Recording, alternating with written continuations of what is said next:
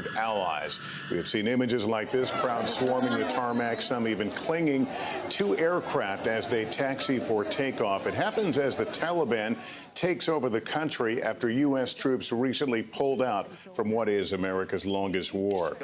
Leading our coverage in Kabul is NBC chief foreign correspondent Richard Engel. He's at the airport there. What is the situation, Richard?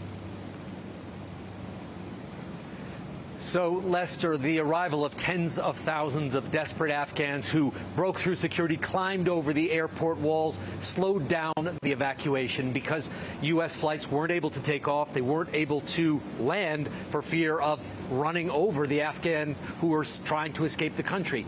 But throughout the day, the U.S. military and the Taliban have been trying, not working together, but trying to accomplish the same goal, which is to clear off the runway, get those people out so that those flights can resume. Taliban wants U.S. troops out of here as well. And just a few moments ago, I heard an American transport land. So that suggests that the United States and the Taliban were able to clear out the airport and get those flights moving again. Thank you. Let's take you to the East Room of the White House. Here's the president. That have taken place in the last week and the steps we're taking to address the rapidly evolving events. My national security team and I have been closely monitoring the situation on the ground in Afghanistan and moving quickly to execute the plans we had put in place to respond to every constituency, including and contingency, including the rapid collapse we're seeing now. I'll speak more in a moment about the specific steps we're taking, but I want to remind everyone how we got here and what America's interests are in Afghanistan. We went to Afghanistan almost 20 years ago with clear goals. Get those who attacked us on September 11, 2001, and make sure al-Qaeda could not use Afghanistan as a base from which to attack us again. We did that. We severely degraded al-Qaeda in Afghanistan. We never gave up the hunt for Osama bin Laden, and we got him. That was a decade ago. Our mission in Afghanistan was never supposed to have been nation building. It was never supposed to be creating a unified, centralized democracy. Our only vital national interest in Afghanistan remains today what it has always been: preventing a terrorist attack on America's homeland. I've argued for many years that our mission should be narrowly focused on counterterrorism, not counterinsurgency or nation building. That's why I opposed the surge when it was proposed in 2009 when I was vice president. And that's why, as president, I'm adamant that we focus on the threats we face today in 2021, not yesterday's threats. Today, the terrorist threat has metastasized well beyond Afghanistan. Al-Shabaab in Somalia, al-Qaeda in the Arabian Peninsula, al-Nusra in Syria, ISIS attempting to create a caliphate in Syria and Iraq, and establishing affiliates in multiple countries in Africa and Asia. These threats warrant our attention and our resources. We conduct effective counterterrorism missions against terrorist groups in multiple countries where we don't have permanent military presence. If necessary, we'll do the same in Afghanistan. We've developed counterterrorism over-the-horizon capability that will allow us to keep our eyes firmly fixed on the direct threats to the United States in the region and act quickly and decisively if needed. When I came into office, I inherited a deal that President Trump negotiated with the Taliban. Under his agreement, U.S. forces would be out of Afghanistan by May 1, 2021. Just a little over 3 months after I took office. U.S. forces had already drawn down during the Trump administration from roughly 15,500 American forces to 2,500 troops in country. And the Taliban was at its strongest militarily since 2001. The choice I had to make as your president was either to follow through on that agreement or be prepared to go back to fighting the Taliban in the middle of the spring fighting season. There would have been no ceasefire after May 1. There was no agreement protecting our forces after May 1. There was no status quo of stability without American casualties after May 1. There was only a cold reality of either following through on the agreement to withdraw our forces or escalating the conflict and sending thousands more American troops back into combat in Afghanistan, lurching into the third decade of conflict. I stand squarely behind my decision. After 20 years, I've learned the hard way that there was never a good time to withdraw U.S. forces. That's why we're still there. We were clear-eyed about the risks. We planned for every contingency, but I always promised the American people that I would be straight with you. The truth is, this did unfold more quickly than we had anticipated. So what's happened? Afghanistan political leaders gave up and fled the country. The Afghan military collapsed, sometime without trying to fight. If anything, the developments of the past week reinforced that ending U.S. military involvement in Afghanistan now was the right decision. American troops cannot and should not be fighting in a war and dying in a war that Afghan forces are not willing to fight for themselves. We spent over $1 trillion.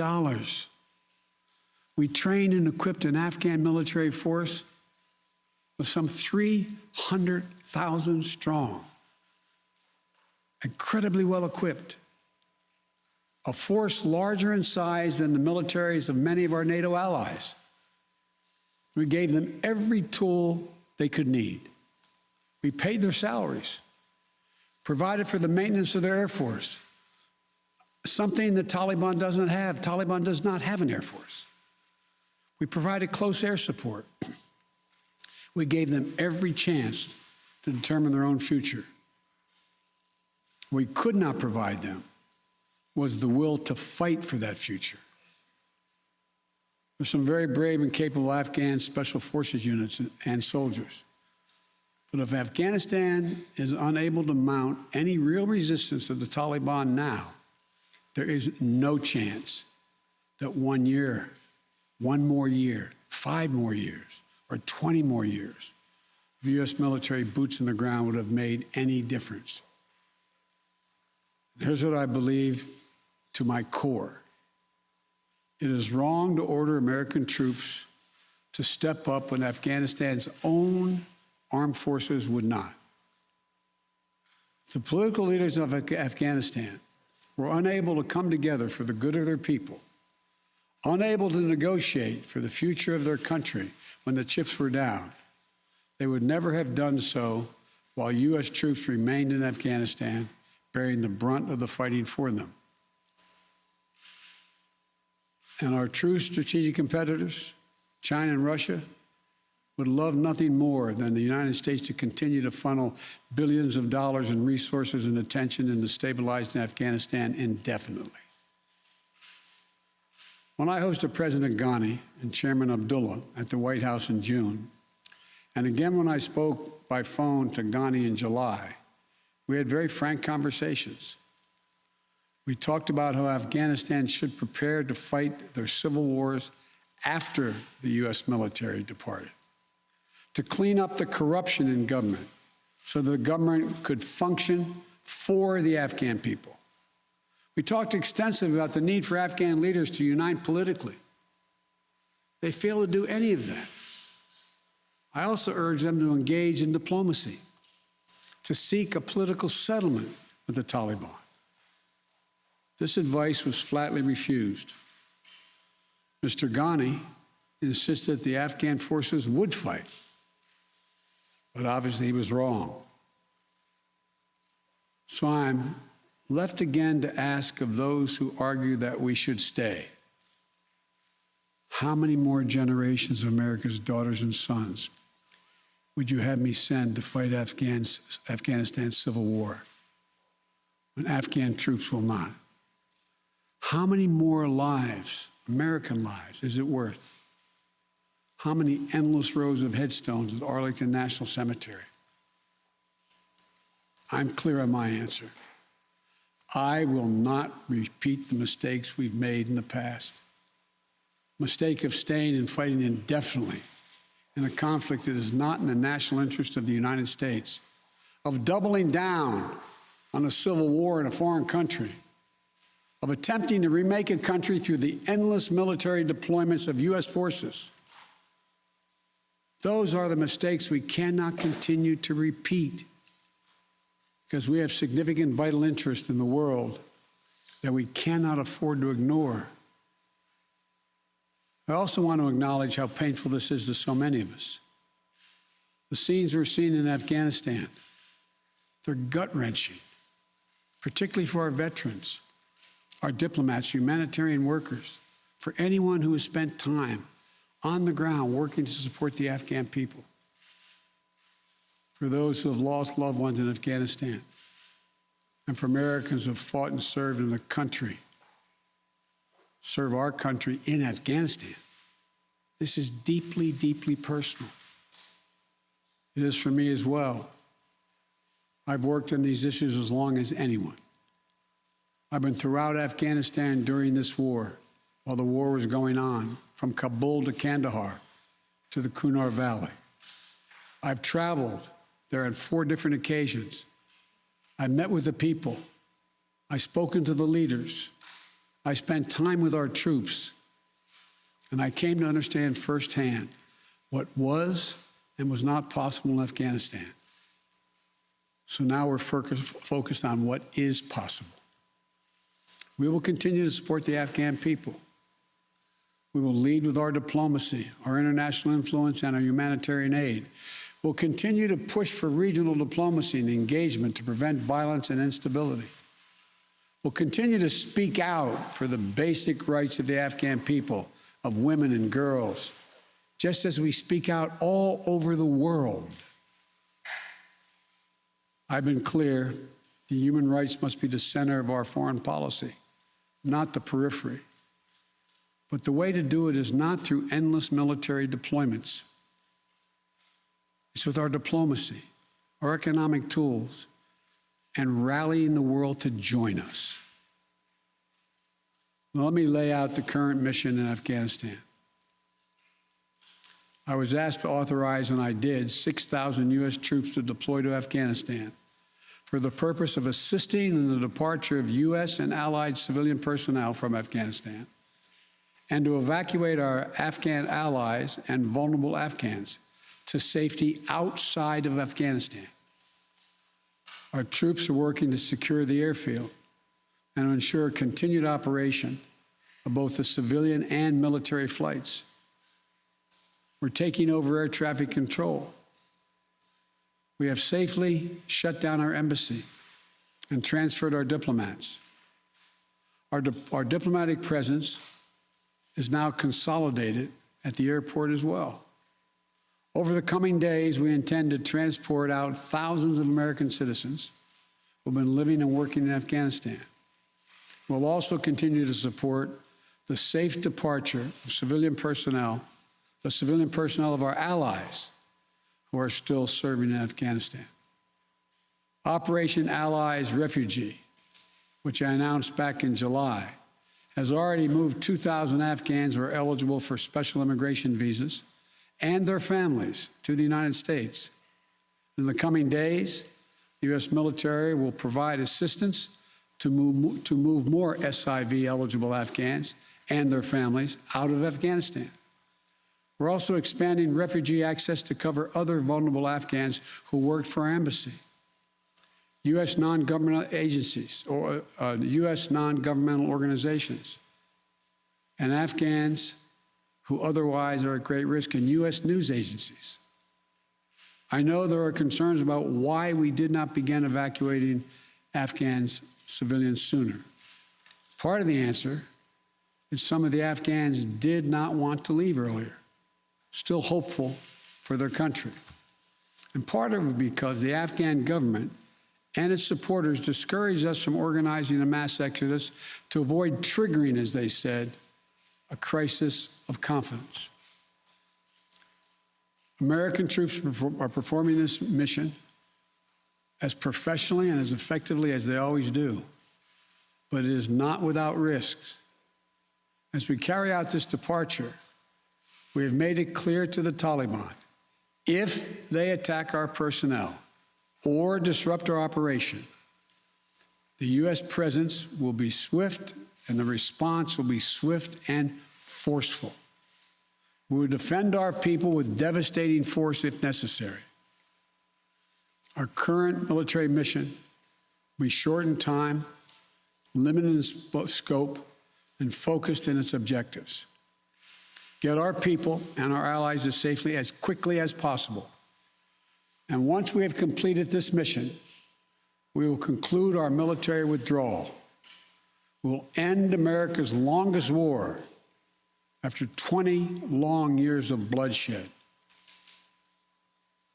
The events we're seeing now are sadly proof that no amount of military force would ever deliver a stable, united, secure Afghanistan, as known in history as the graveyard of empires. What's happening now could just as easily happen 5 years ago or 15 years in the future. We have to be honest. Our mission in Afghanistan is taking many missteps, made many missteps over the past 2 decades. I'm now the 4th American president to preside over war in Afghanistan, 2 Democrats and 2 Republicans. I will not pass this responsibility on to a 5th president. I will not mislead the American people by claiming that just a little more time in Afghanistan will make all the difference. Nor will I shrink from my share of responsibility for where we are today and how we must move forward from here. I am President of the United States of America, and the buck stops with me. I'm deeply saddened by the facts we now face, but I do not regret my decision to end America's warfighting in Afghanistan and maintain a laser focus on our counterterrorism missions there and other parts of the world.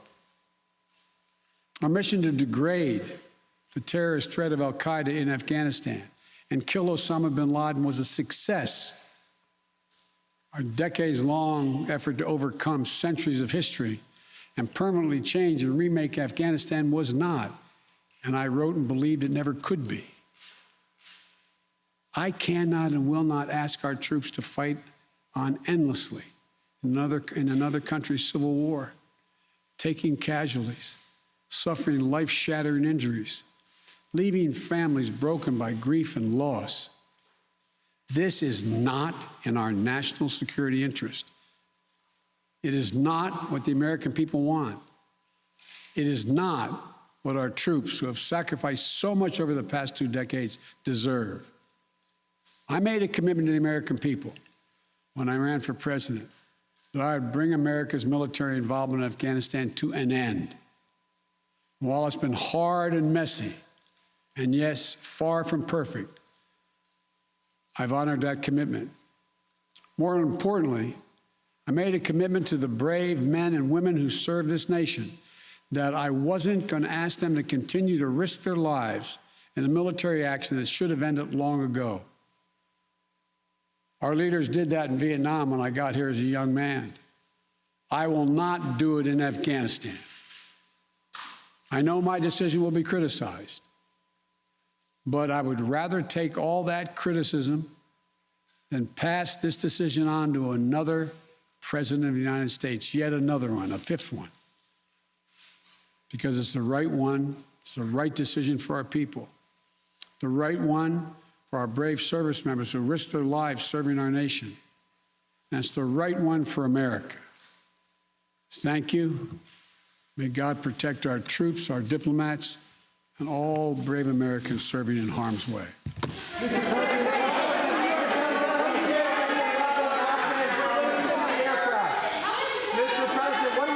President Biden Biden taking no questions, resolute that there is no turning the clock back in Afghanistan, noting the scenes we have seen coming from the Kabul airport today have been gut-wrenching. He says it has saddened him. At the same time, he posed the question, how many more generations would you have me send to a country not willing to fight for itself? I'm paraphrasing there again. These are some of the images earlier at the airport, people trying to scramble up jetways onto aircraft. As we reported a few minutes ago, some movement of aircraft now taking place at the Kabul airport. Let's bring in NBC News White House correspondent Kelly O'Donnell. Kelly, tell us into what led up to that address today.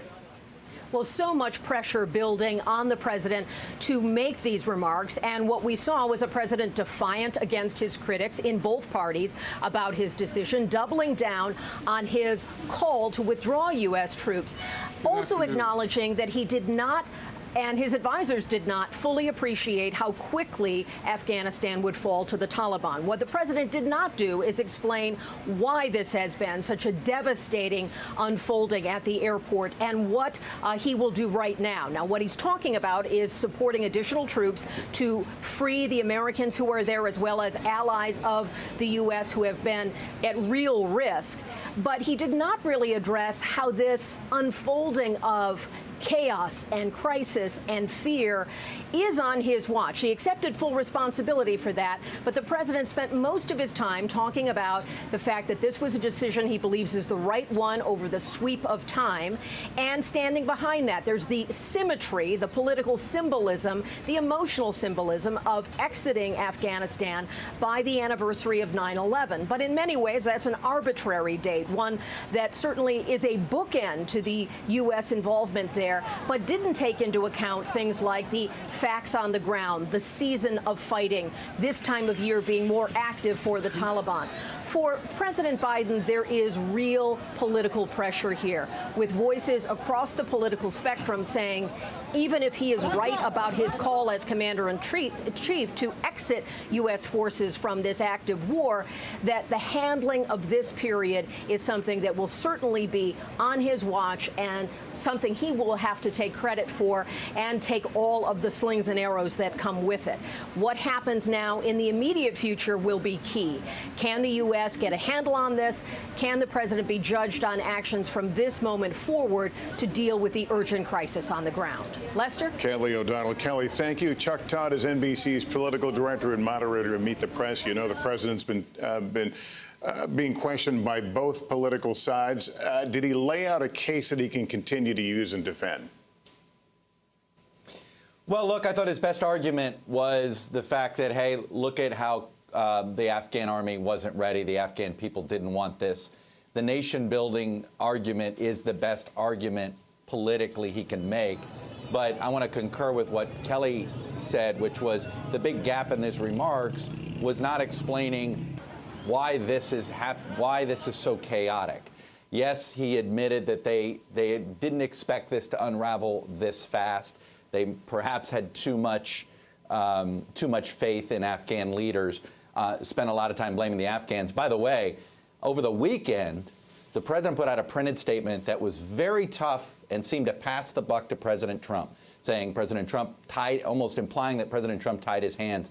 What I thought was interesting here is he did not, while he noted that it's his predecessor that negotiated with the Taliban, he also said this is proof that there was never a good time to draw down, essentially almost admitting that whoever attempted a withdrawal, because he needs to almost make this argument if he wants to make the case that, hey, this was going to be chaotic no matter who did it. He almost said making the case that this chaos was inevitable, considering what we saw. Look, he is now up against sort of history at this point. Anything that emanates, what happens, I think the next month here, Lester, is going to be horrendous for him, public relations-wise. This is going to be a propaganda tool on the 20th anniversary of 9/11 with al-Qaeda, with these prisoners being released, with the Taliban there. I think this is going to be a tough month. The question is he right? Is he able to do counterterrorism without being in country? That's going to be the big test and the long-term test of whether he made the right call or not. All right, Chuck, thanks. It's notable the president also sent a warning to the Taliban today about any attacks on American or American interests during this period would result in a swift American response. Let's go to NBC's chief foreign affairs correspondent, Andrea Mitchell. She is at the State Department. What's the thinking there tonight? Well, the State Department has been very defensive about why they were so slow to get those special visas for Afghan translators and others who had worked with the U.S. military. And that is a criticism that he has not really addressed. Bipartisan criticism, I should add, from Democratic members of Congress who have said that they passed legislation in July specifically to speed this up. And it's not just them, of course, it's the women, the girls who are left behind and don't even qualify for those special visas. So he hasn't really addressed the Afghan people while criticizing, understandably, the political leadership in Afghanistan and the Afghan military. Also, he said that the original mission to make sure that there could never be another 9/11, an attack on the homeland from this country as this base for terror, and that was accomplished 10 years ago with the killing of Osama bin Laden, and that could still be accomplished from, quote, over the horizon, from outside the country. That is not the case, though. According to former CIA Director John Brennan, who was in a Democratic administration as well as working for Republicans, and others who say you cannot accomplish from outside what you have lost by the withdrawal, because once you close the Bagram Air Force Base, which you know so well, Lester, you've lost the ground truth, and that is going to be far more difficult, and that under the Taliban, these terrorists could reform. Lester? Andrea, thank you. Let's get to NBC's chief foreign correspondent, Richard Engel, who's on the ground in Kabul. Richard, we talked to you a moment ago. You said it sounds like planes are flying again. Are they in any danger from ground fire from the Taliban?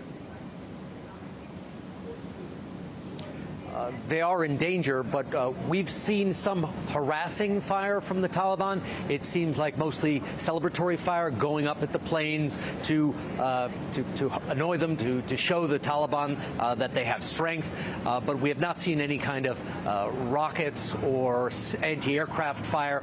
Now, the Taliban has those kind of weapons. They could bring them in, but they have not done that so far. And just over the last several minutes, we've seen several or heard several jets come in. You might be able to hear one of them behind me right now. It's quite faint, but they've been coming in at a very rapid clip.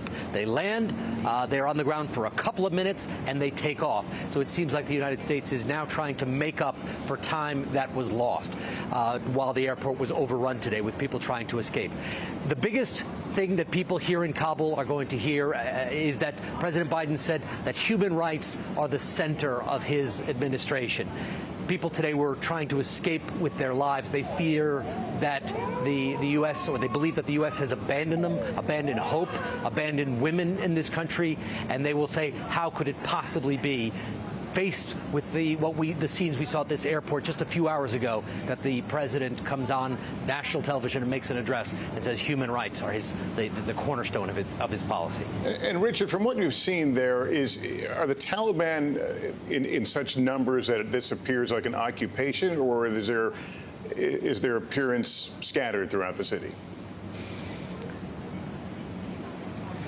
They are trying to present themselves not as an occupation, but as the new government. And they are going around, in some cases, knocking on doors, trying to be friendly. They are smiling. They are driving around in their vehicles with the white Taliban flag. They are telling people not to be afraid. They are encouraging Afghans, including Afghan translators, to stay and say that they won't be punished. Whether they can be believed is another story. But right now, the Taliban is trying to bask in its victory. It says that what it achieved was a gift from God that no one in the world could possibly have achieved, and they are riding high at the moment. We will see if they are challenged, if people start to disagree with their policies, how the Taliban will react. And then the final issue about terrorism. It's not just about territory. It's not just about being on the ground. It is the symbolic victory. Al-Qaeda affiliates today have already been celebrating the Taliban victory, that the Taliban was able to push the United States out of Afghanistan. And that is a significant thing, because first you had ISIS. ISIS was destroyed. Al-Qaeda was a diminished shell of itself.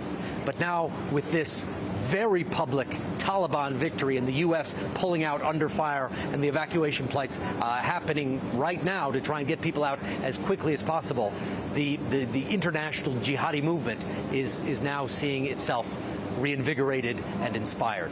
Okay, Richard Engel in Kabul, thank you. I spoke earlier with General David Petraeus, who's one of America's former military commanders in Afghanistan.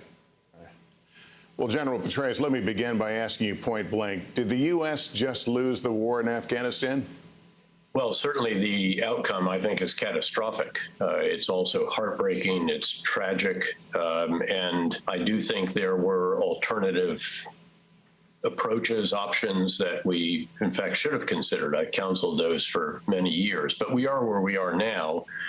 And I think what's most important at this moment in time is to realize that there are many that we have so far left behind.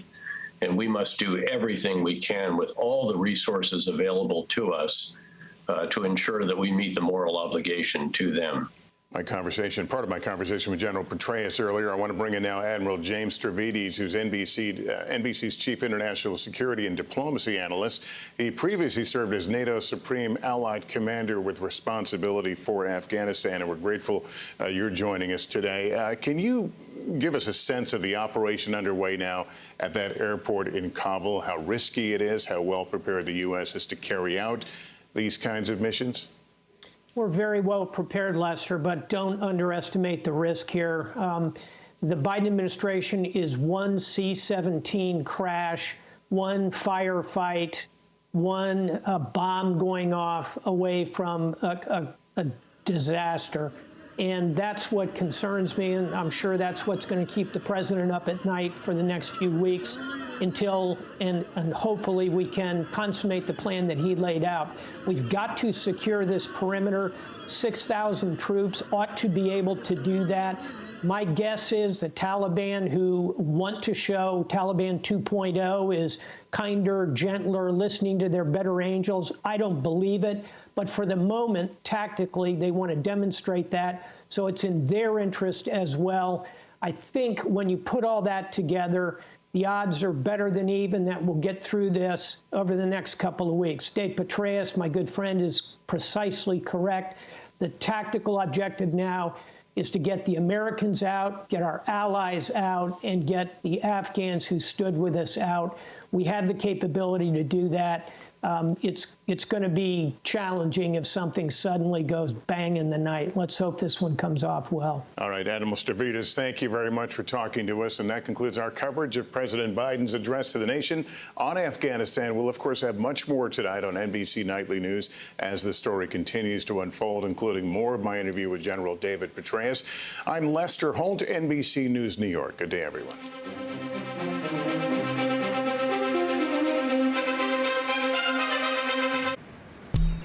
You're just watching an NBC News special report of the president addressing the situation in Afghanistan. So let's go right to NBCnews.com. Senior White House reporter Shannon Pettypiece, who is outside the White House right now. Shannon, President Biden flying back from Camp David this afternoon to address the situation in Afghanistan from the White House. His first on-camera comments in nearly a week. He stood firm, saying he was the fourth American president to inherit this war and that he would not pass it on to a fifth. What else did he say about what we're seeing in Afghanistan this week? What most stood out to you? Well, he was clearly defiant and addressing head on the criticism that we have heard from the past few days from not just Republicans, but Democrats as well. He placed the blame on this situation happening more quickly than expected on the Afghan military, on the Afghan government. He said that he would not send Americans to go fight in a conflict that the Afghans themselves weren't willing to fight in. Trying to shift the blame to the Afghans in this situation. He also defended his decision to pull troops out, saying that it was not in America's national security interest that we went into Afghanistan to address the threat of terrorism in that country. He said now that threat has changed. Now the threat of ISIS in Syria is a bigger threat. Now terrorist groups forming throughout Africa and the Middle East is where the focus needs to be, and saying we're not losing all attention on Afghanistan when it comes to counterterrorism, but that is not where the United States priority needs to be at this point. So really pushing back on some of his critics. It's unclear, though, if this is going to quell any of that criticism, because there were a number of things that he didn't address. And while there are people who have criticized his decision to pull out, there has also been a lot of criticism, particularly from members in his own party, about how the past few days were handled, why we were seeing American diplomats trapped at the airport, why thousands of Afghans haven't been able to get their visas processed, why we saw the airport overrun with people clinging to airplanes as they were trying to leave the country. Those images and why that happened, the president didn't address head on. He did say that it was messy, it was far from perfect, and he did acknowledge that things happened. The Taliban moved into Kabul much more quickly than he had been anticipating. But regardless of what has unfolded over the past 72 hours, he said there has been no change, no wavering in his decision to pull U.S. troops out, and that he has no regrets. Yeah, Shannon, the president also placing some of the blame on the past administration as well, talking about the deal that he inherited from the Trump administration. What else did he have to say on that? Yeah, that has been a line of argument we have heard from administration officials, saying that under an agreement reached with the Trump administration, the U.S. was supposed to leave by May, and that, of course, the Biden administration extended that to some point, but had the U.S. essentially, reneged on that deal or said we wanted to stay even longer, that would have caused the U.S. to have to send more troops in and restart a fight, a conflict with the Taliban, so that this was the moment to leave, that this was the time that they had to do it, and there essentially was no choice there unless we wanted to get back into a conflict with the Taliban. And of course, some could argue that's the move we should have made, but the president laying out this bigger belief that it is just no longer in America's national security interest to have a military presence in Afghanistan. And as you said, saying he does not regret his decision, a defiant president there defending the choice to leave Afghanistan before September 11th. Shannon Pettypiece at the White House, thank you so very much. All right, let's bring in NBC News political director and Meet the Press moderator, Chuck Todd. Chuck, great to have you with us today. The president saying, of course, he does not regret his decision, that this was not supposed to be nation building. As you watched him speak today, what was most compelling about what he said and what was missing? Look, the most compelling argument he made, it was the fact that it's, in some ways, the reason this is going so poorly is the Afghan people didn't want to fight for their own country. How do we get involved in someone else's civil war? This was never supposed to be about nation building. Nation building, fighting in the Civil War, those were the two best long-term arguments. Those were the best arguments for withdrawal. That's not, though, part of the problem he's got to address here, right? The biggest hole in his argument, or in the speech, if you will, is he didn't really address why this is going so poorly, why it appeared that, he for instance, he kept going back to well, look, we had to get out by May 1. Yeah. And he said that the choice was either, we stick to this agreement or we send more troops. Well, there was a door number 3. The biggest thing, just why do this during fighting season? Why not at least get the withdrawal done in the winter where there's fewer Taliban fighters, if you will. It is not as violent, and you might give the Afghan government a fighting chance, if you will, in their security forces. So, just simply buying 6 months. Now, I've talked to folks in the administration. I talked to the Secretary of State. Hey, Chuck, I have to stop you there. I'm so sorry. We're going to have to go to the State Department. There's a briefing with spokesperson Ned Price. Thank you, Chuck. Let's listen in. Citizens shelter and not to travel to the airport until they hear otherwise from the Department of State. We also continue to pursue all options to relocate interested and qualified Afghan SIV applicants and their immediate families, as well as other vulnerable Afghans. We remain closely coordinated with our international partners on the ground and around the globe. We've been engaging tirelessly with our partners in the international community. You may have seen last night, the United States organized a joint statement with 98 signatories calling on all parties to respect and facilitate the safe and orderly departure of foreign nationals and Afghans who wish to leave the country.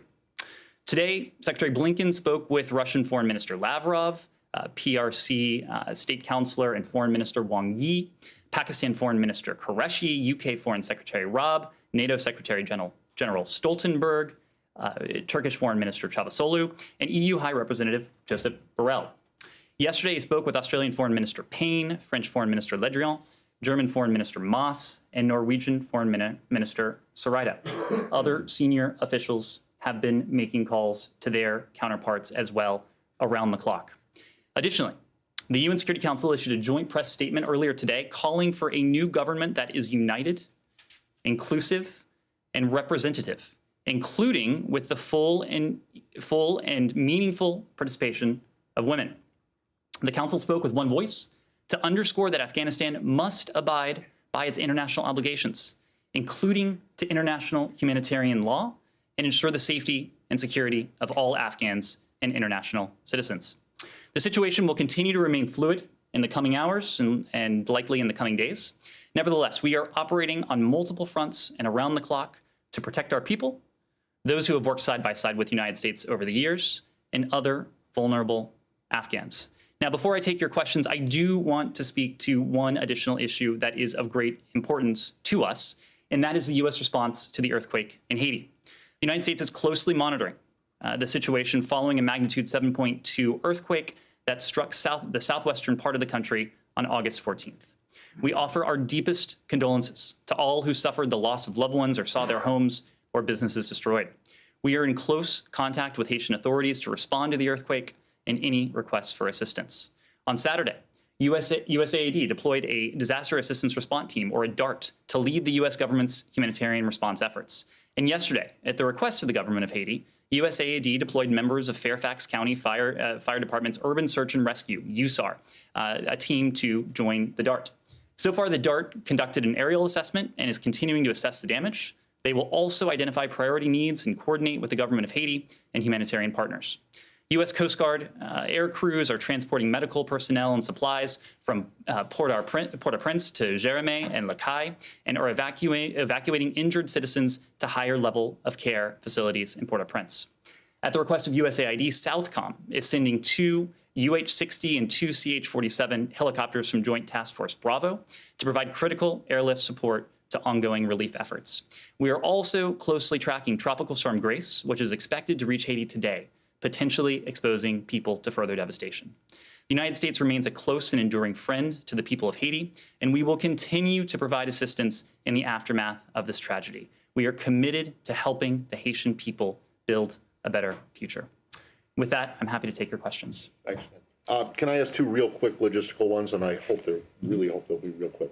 One, other than the threat, I guess you could call it, to respond militarily if the Taliban interfere or get in the way of any of the evacuation efforts. Is there any kind of agreement that's been reached, or any kind of an arrangement that has been reached with them about the presence of the U.S. military at the airport, or are they just basically there at kind of the pleasure of the Taliban, as it were, until they decide that they've had enough and they start, I don't know if they will or not, but whether they start to resist the fact that the airport is not under their control? Well, let me take the opportunity to offer a bit of context on our diplomatic efforts over the past 72 or so hours. Ambassador Khalilzad and his team remained in Doha. They still remain in Doha, following consultations that we talked about last week with a number of countries from the region, the UN, and countries much farther afield. They continued, and they still continue, to engage with the Taliban. They continue to engage with the Islamic Republic, that is to say, the government of Afghanistan representatives. When it became clear that the government of Afghanistan was on the verge of collapse, that President Ghani had fled, and that the Taliban were encroaching on Kabul, the focus, of course, changed. It shifted from supporting peace negotiations along with the international community to working assiduously and All right, let's go over to the Department of Defense, the DoD, giving an update on the situation in Afghanistan. Operational details. More than 700 SIV applicants have departed Afghanistan in the past 48 hours, by a combination of contract and commercial air, bringing the total to date to nearly 2,000. Mr. Reed here will have more details on that. The U.S. military continues to supported the State Department with the closing of the U.S. Embassy in Kabul, moving several hundred personnel by helicopter to HKIA. Those personnel remain safe and are preparing to depart. Forces continue to conduct operations, security operations at HKIA, and as I said earlier, we are in charge of air traffic control, and that includes with commercial contracted military air. We expect to maximize our throughput of all means of transportation over the next coming days. Again, our focus right now is to maintain security at HKIA, to continue to expedite flight operations while safeguarding Americans and Afghan civilians. We're proud of the professionalism and the skill of the soldiers, sailors, airmen, and Marines are showing under extraordinary circumstances at HKIA. And they are absolutely prepared to respond and self-defend if necessary. Many of us have spent time in Afghanistan over the years and feel a deep sense of connection to the current events. We are focused on the safest evacuation of Americans and Afghans. Thank you.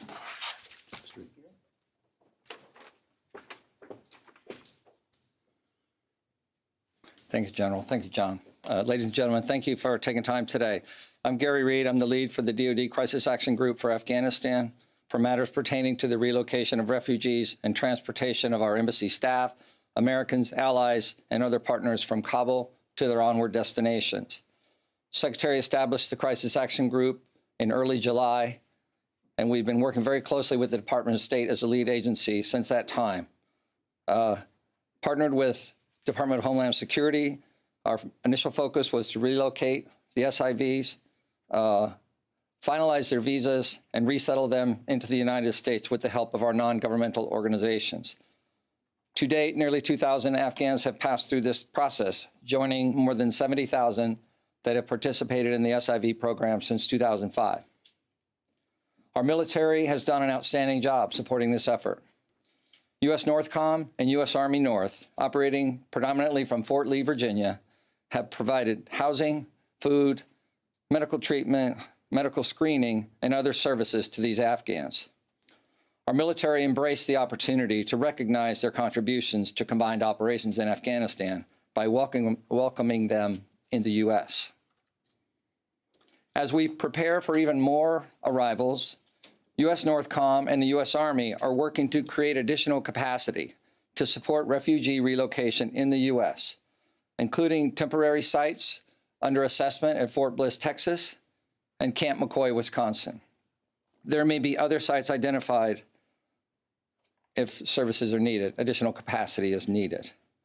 At this point, we're looking to establish 22,000 spaces. We can expand if we need to. As with the operation we've been supporting at Fort Lee, persons that come to these locations will have been pre-screened by the Department of Homeland Security to enter on condition of full immigration processing once they arrive. With this operation underway, but given the urgency of the situation in Kabul, our focus has shifted to supporting movement of our embassy staff, American citizens, allies, and other partners out of Kabul. Starting on August 14th, we began movement of these persons on Department of Defense aircraft, providing them transportation that had flown into Kabul, delivering our troops and hauling cargo. This is an important point.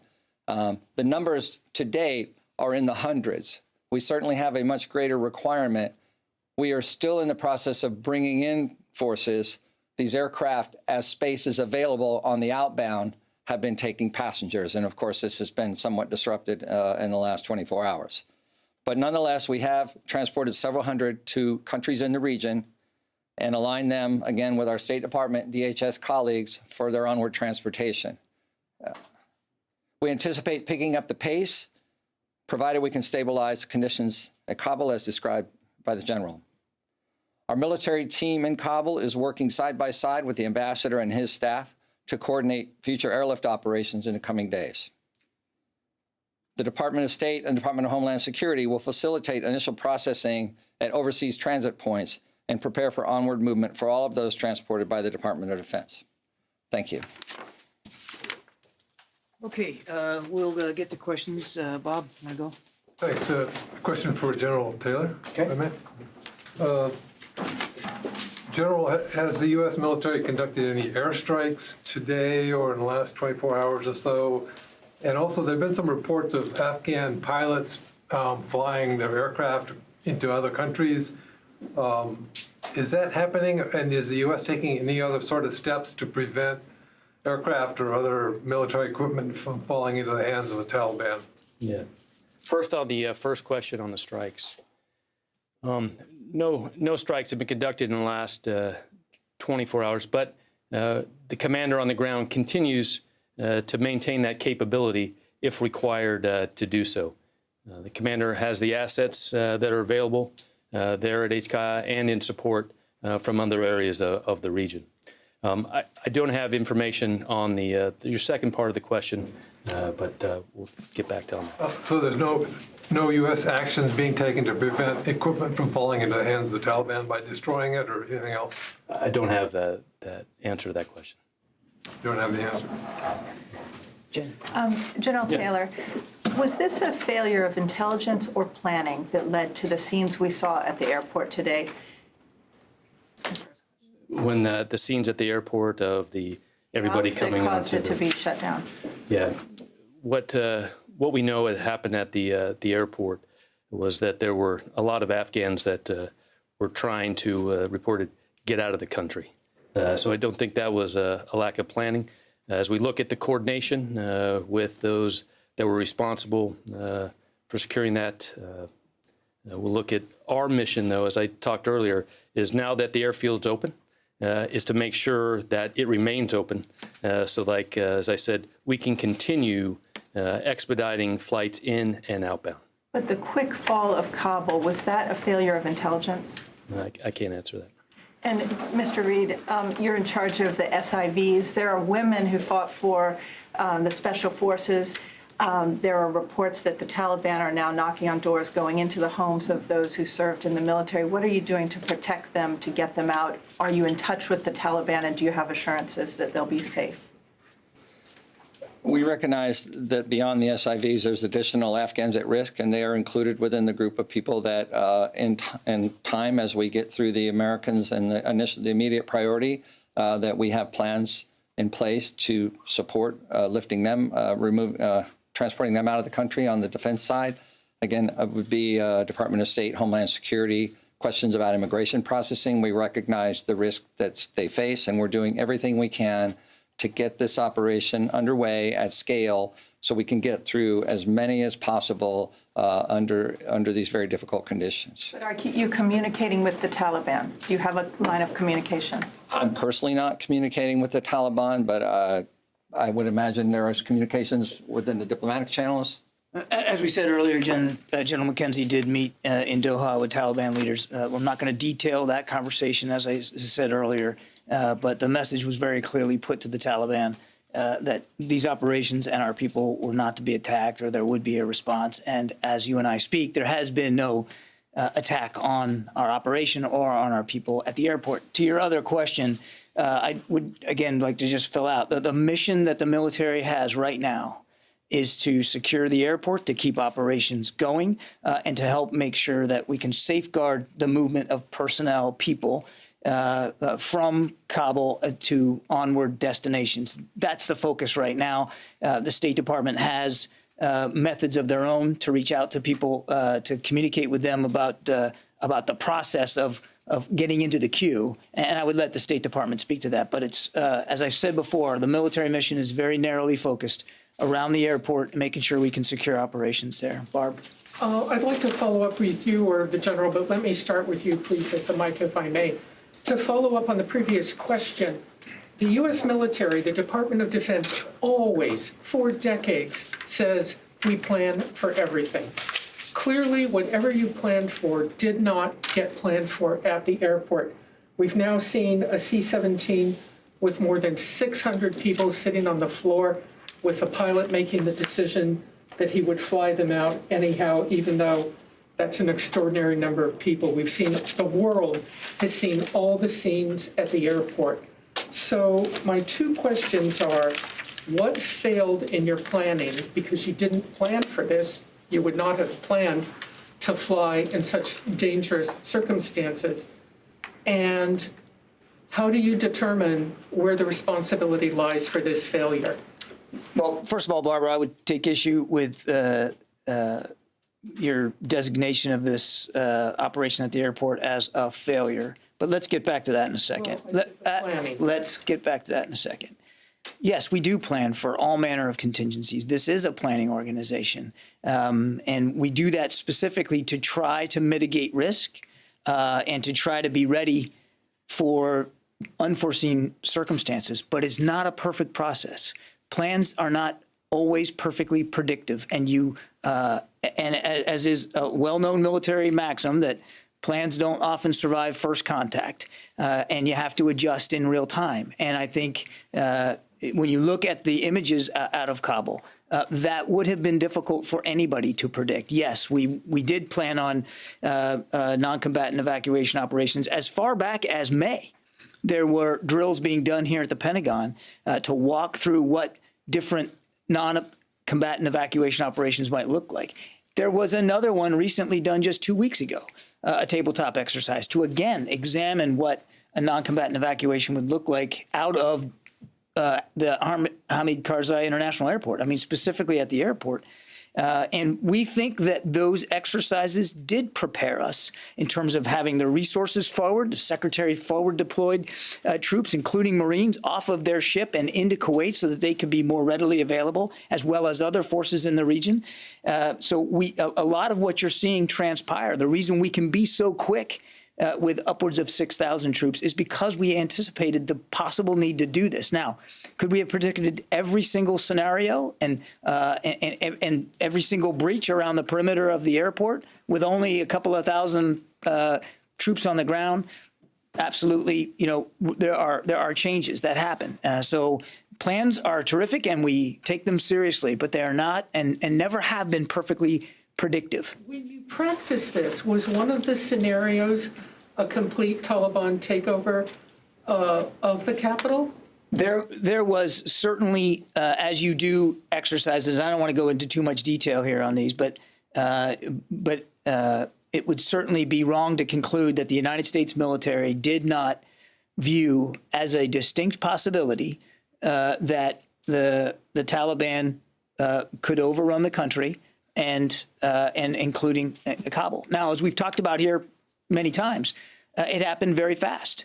And one of the things that we couldn't anticipate and didn't anticipate was the degree to which Afghan forces capitulated, sometimes without a fight. But the president said that he did not see that happening. Did you tell the president that you thought it was a possibility the country would be overrun? We won't speak to advice and counsel that our leaders here in the Pentagon give to the president. What I can tell you is that in the planning that we've done and in the exercises and drills we ran, we certainly ran them against the possibility that the Taliban would make significant gains throughout the country. Yes, absolutely. Carla.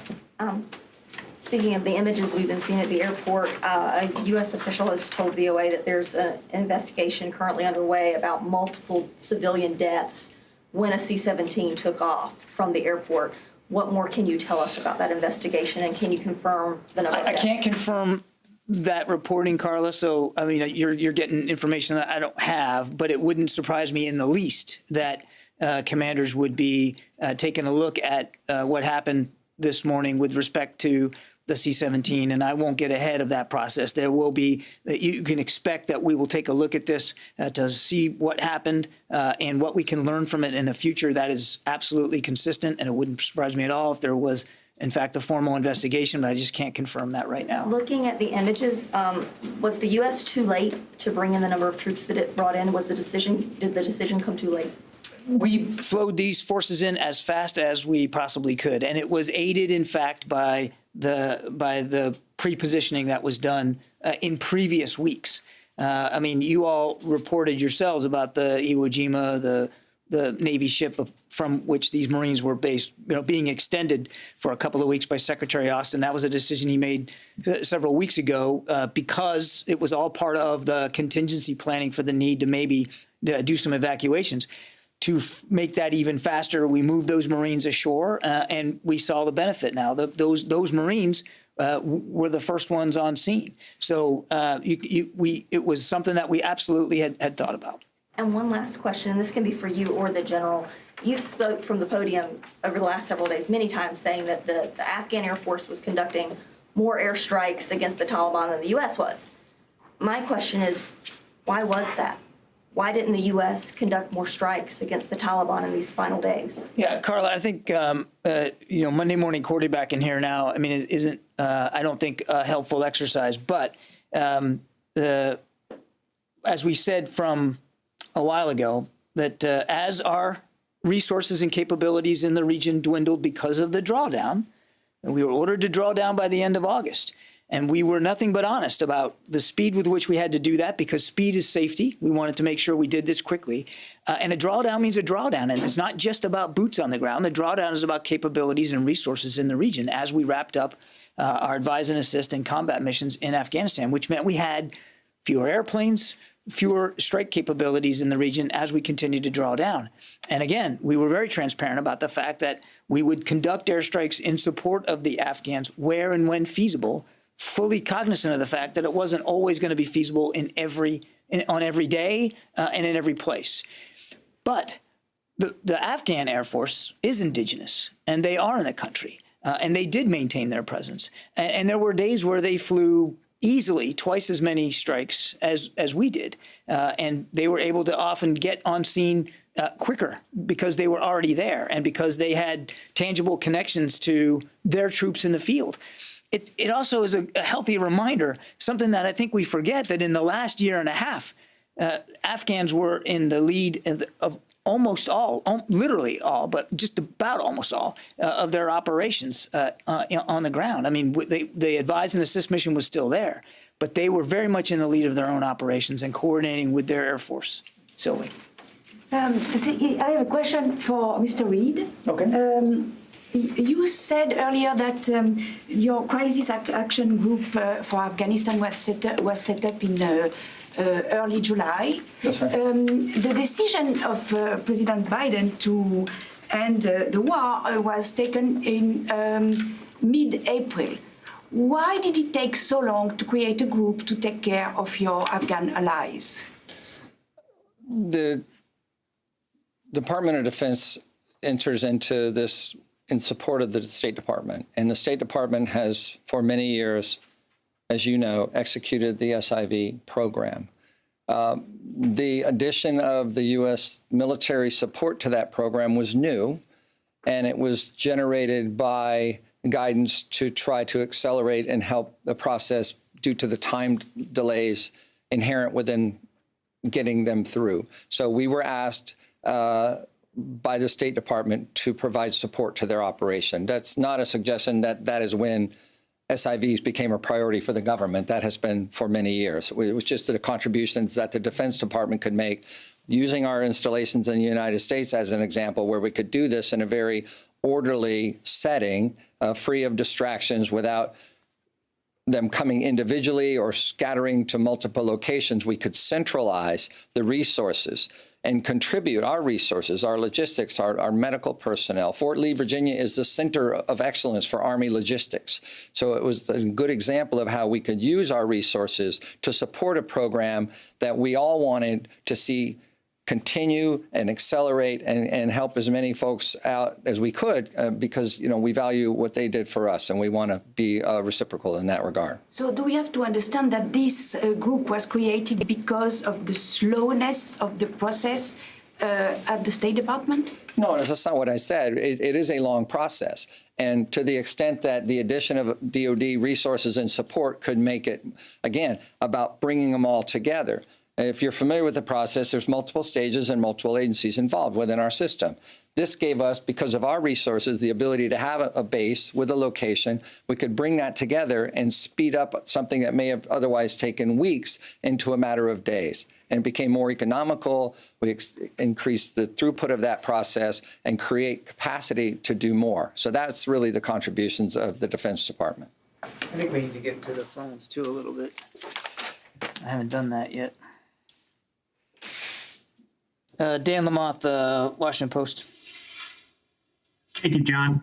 To drill down a bit on the flights out that we've seen on video, my colleagues at Defense One have reported there were in excess of 600, perhaps 640 people on a C-17 flying out. And you also took a question this morning in your first briefing and said you'd try to get back to us on it. There appeared to be 2 people that fell from that aircraft, likely to their death. Can you confirm those things? Thank you. On that video footage that I know we've all seen of something falling off the wing, I don't have an update for you in terms of specific validity of that. We're obviously just as interested in you in learning more about what happened there. And on the first question about the C-17 with fully loaded, again, I don't have any additional information about that particular aircraft and that particular flight, but we'll continue to try to dig down and see if there's more information that can be had about that. It's obviously difficult from 8,000 miles away to have perfect knowledge about everything that's going on the ground over there.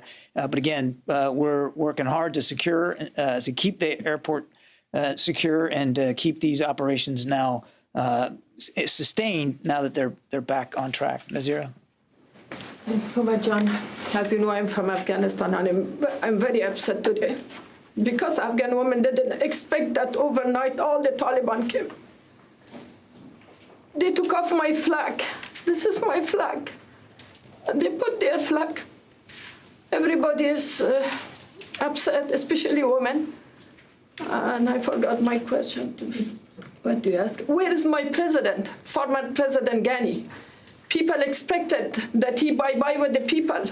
And immediately he ran away. We don't know where is he. And we don't have a president. President Biden said that President Ghani, no. He has to fight for us people. They have to do everything, and we were able to financially help them. But we don't have any president. We don't have anything. Afghan people, they don't know what to do. Women has a lot of achievement in Afghanistan. I had a lot of achievement. I left from the Taliban like 20 years ago. Now we go back to the first step again. Do you have any comment? Where is our president, Ghani? He should answer to Afghan people. Well, I obviously can't speak for Ashraf Ghani or where he is or what his views are. I wouldn't do that. But let me say with all respect that I understand, and we all understand, the anxiety and the fear and the pain that you're feeling. It's clear and it's evident.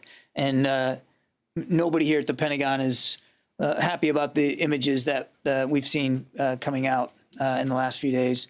And we're all mindful of the kind of governance that the Taliban is capable of. So, heartfelt respect to what you're going through, and we understand that. A lot of us have spent time in Afghanistan. The general mentioned that everything that you're seeing in the last 48, 72 hours is personal for everybody here at the Pentagon. We too have invested greatly in Afghanistan and in the progress that women and girls have made politically, economically, socially, and we certainly do understand and we do feel the pain that you're feeling, probably not to the same extent. We're focused right now on making sure that we do the best we can for those Afghans who helped us. And to Sylvie's point, when she was talking to Gary, yes, the action group got stood up in July, but you can go back to the spring and hear the secretary himself talk about interpreters and translators and the sacred obligation that we know that we have to them. And so in this moment, on this day, now that the airport is open again, we are going to be focused on doing what we can to honor that obligation to all those who help make all that progress possible, because by helping us, they helped us help you. and we take that very, very seriously. And again, I'm sorry for your pain. I truly, truly am, and I know that the General and Gary share that as well. Megan. Mr. Reid has said that you guys want to make space for 22,000 Afghans, other helpers, to be able to come to the U.S. There's about 2 weeks until all troops are supposed to be off of the ground in Afghanistan. Who is going to protect that mission into September, assuming that 22,000 people are not going to get out in the next 2 weeks? And does that mean that there might be an extension of some of these security forces at the airport after that? Well, I can't speak to the last part, but I can say that our commitment and the Secretary's task to me is to continue to do everything we can in this department to support this process. And as conditions change and opportunities change, we will do our very best to make whatever resources this department has to contribute to continued success in that regard. Understanding it could be very difficult. We don't know what's ahead, but we're going to stay in this as long as it takes, as long as we can contribute. And I would just add, Megan, it's up to 22. That's the capacity that we're looking at these 3 installations. It doesn't mean that there are going to be 22,000 people that need that support. We're just trying to fill out the capacity as best we think we need right now. If we have underestimated that capacity, the Secretary is fully committed to finding additional locations and installations if we need it.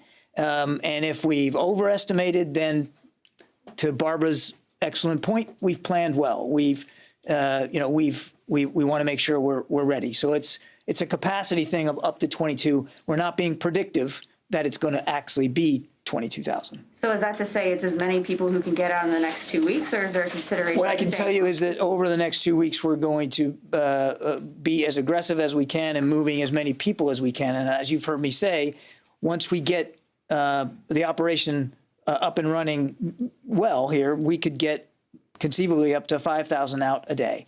But that's seats on airplanes, not just military airplanes, but commercial and charter airplanes as well. That doesn't necessarily mean that there will be that demand signal on the other end. Does that answer your question? Yeah. Let me go back to the phones here. I haven't been good about this. Tara Kopp. Thank you for doing this. We just reported on the C-17, a separate C-17 that was able to airlift 640 Afghans out, and learned that that was one of several C-17s that have that number or more aboard. So I was just wondering, how is the Pentagon or State Department tracking just how many Afghans and Americans it's helping assist depart the country? And how going forward are you able to track those people to be able to help them as they repatriate elsewhere? So the number of 700 that I gave earlier was the number reported by Department of State and the commander on the ground. So the question, as we continue to go forward, that is one of the more important tasks that we will do, is as Department of State continues to provide names of those that will depart, the military will continue to ensure we have the aircraft, whether it's military or civilian aircraft, to get them out and continue to report forward. David. This is a lot like Megan's question. What is the determining factor here? Is it August 31st, or is it the completion of the mission to evacuate diplomats, U.S. citizens, vulnerable Afghans?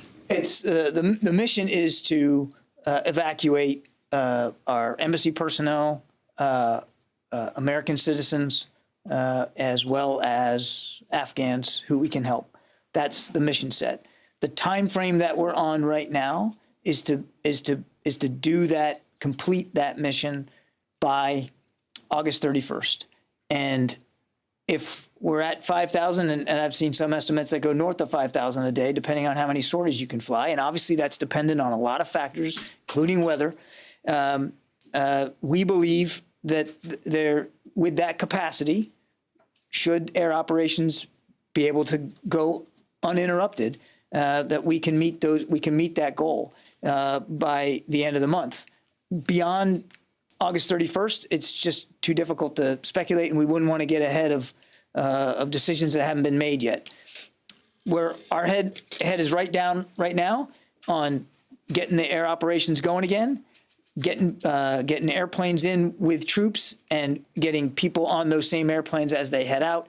And then once the troop flow is done, to continue to flow in military aircraft empty to pick up people and go out. But again, our focus is on getting as much done as we can, as quickly as we can. And yes, the date, August 31st, is when the president has told us to be done this drawdown and this movement. I won't speculate about what it's going to look like beyond that. Are there any plans for helping people get to the airport? Right now, as I said before, our mission, military mission, is to secure the airport, to safeguard air traffic and people and the flow at the airport. And that's what we're focused on right now. Courtney. General Taylor, can you tell us a little bit more? Kirby said that there hadn't been any Taliban attacks, but there were a couple of security incidents earlier in the day. Were those Taliban, these armed fighters that the U.S. had? No, we can't confirm that those were Taliban. We do know that there was some random shooting that came in during that piece, but not confirmed to be Taliban. Have there been any other security incidents like that, and have there been any Americans wounded? There haven't been any other major security incidents other than what we saw last night. There was a report of one U.S. Wounded, but superficial and already back to duty. Shot? Was the individual shot? Or? I don't know that detail. It was wounded. And then can you, I'm not sure who this is for, but I'm still unclear on the numbers. So there's been 700, since, let's take it from August 14th until right now. Yep. There have been 700 SIV candidates. How many Americans have been moved? How many aircraft have left taking people out? Like, how many total people have been moved as part of this evacuation operation so far? Out of the Yeah, so I can give you the answer for the SIV. So in the last 48, we know that we had 700 out on flights. That gives us that total of 2,000 SIVs since we began operations. But how many Americans? I mean, haven't there been Americans moved out on the who worked at the embassy, right? And other Afghans who are not SIV candidates as well? Have there been? I'm trying to get a sense of, this has been ongoing for 48 hours, and I hate to say it, but have you only moved 700 total people in 48 hours? Well, so first thing, just to remind everyone, the SIVs that we're talking about were on the charter flights that the State Department had chartered, and we have been running those since the 29th of July. We, I think, Flight 10 arrived overnight last night, 265. None of them went to Fort Lee. They already had their electronic visas, and they're being processed by state. The outflow of Americans and embassy staff it's in the hundreds. I don't have an exact number for you, but just to reinforce, this is sort of available space on aircraft that are coming in configured, not ideal to just load up completely. There's equipment backhauls and other things that are occurring on these aircraft. So think of it as a space available with those aircraft going out. And as Mr. Kirby said, as soon as we get all the forces in, you will have aircraft coming in solely for ramping of these evacuations, getting up to the 20 or 30 a day, getting you up to 5,000 per day. So, but as of now, it's still in the hundreds of people who, as part of this evacuation mission, in the hundreds that have been brought out. Yeah, that's right. And we talked about that earlier today. We got time for just a couple more, guys. Mike? Can you tell how the U.S. is going to keep Afghanistan from becoming another terrorist safe haven, since arguably we're in a worse position than we were pre-9/11? We've talked about this too, Mike. I mean, we have robust over-the-horizon counterterrorism capabilities already in the region. We can fly from ships at sea. We can fly from bases in the region. I mean, just in terms of the support we were able to give to the Afghans in just the airstrikes that we did in support of them, I mean, there were multiple sorties per day, and sometimes several strikes, sometimes as many as 10 to a dozen per day. So we've got the capability and the capacity, and we continue to talk.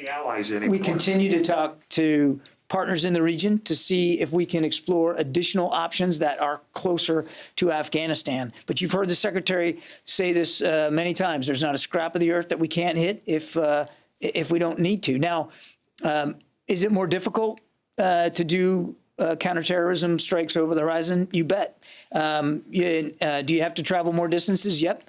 Could it take more time? Yes, but it's not like we haven't done this before. And if you look at other places around the world where we execute over-the-horizon counterterrorism, it is possible, it is effective, and we believe that our intelligence apparatus and the networks we have in the region now are far more mature than they were in 2001, and we believe that we can execute effective over-the-horizon counterterrorism capabilities going forward. Doesn't mean that we aren't going to try to improve that. We absolutely will. I got just time for one more. I'll go to Tony. Yeah, for General Taylor, I want to go back to the question, though, that the Afghan National Security Forces collapsed quicker than anticipated. What was anticipated? I ask you because you've been there. You said you had a deep emotional connection to the events on the ground. Roughly $83 billion has been spent. 66,000 of these brave people have been killed, according to the SIGAR. Can you give a sense broadly, why do you think they seem to have collapsed quicker than expected? I think, as Mr. Kirby said earlier and others, is that the anticipation of the lack possibly of action by some of the Afghan leaders, I think, is one of the areas that we are continuing to look at. When you say Afghan leaders, you're talking military or political leaders? Military and some of the political. But really, as we look at what were the actions or lack of actions at the military level throughout the country is what we're looking at right now. Because $83 billion, people are going to say that was wasted. I mean, what do you think? What do you respond to somebody who does not follow this closely? Yeah. I know that we will continue to look to find out and dig deep into the why we're at where we are today. Thank you. Thanks, everybody. We got to get going. Appreciate it. All right, you've been listening to the Pentagon update on the situation in Afghanistan. Joining me now, NBC News military analyst Colonel Jack Jacobs. Colonel Jack, questions for the Department of Defense today about why the U.S. didn't take military action, airstrikes to slow down the Taliban in some way. Could you explain for our viewers who might have similar questions what the U.S. military strategy has really been in Afghanistan in the last week, in the last 48 hours, and your take on how the Biden administration's handled this Taliban takeover? Well, I think the administration and the military establishment were both